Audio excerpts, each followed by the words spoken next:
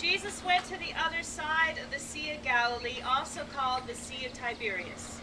A large crowd kept following him, because they saw the signs that he was doing for the sick. Jesus went up the mountain and sat down there with his disciples.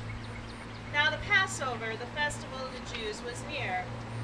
When he looked up and saw a large crowd coming toward him, Jesus said to Philip, "Where are we to buy bread for these people to eat?"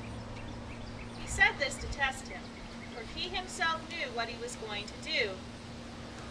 Philip answered him, 6 months' wages would not buy enough bread for each of them to get a little. One of his disciples, Andrew, Simon Peter's brother, said to him, "There is a boy here who has 5 barley loaves and 2 fish. But what are they among so many people?"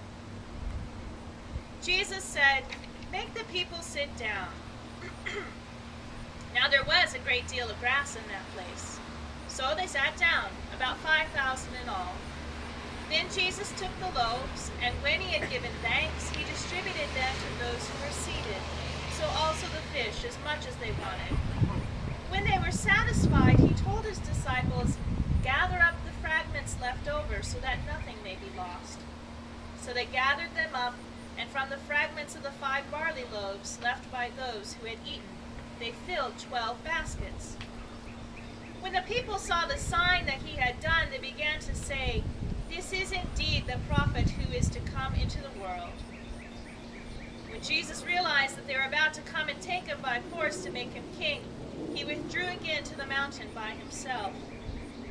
When evening came, his disciples went down to the sea, got into a boat, and started across the sea to Capernaum.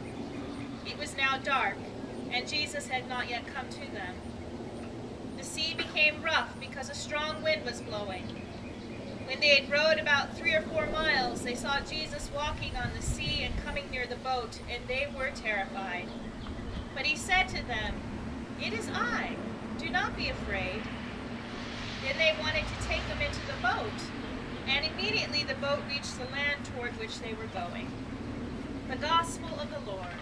Praise to you, Lord Christ.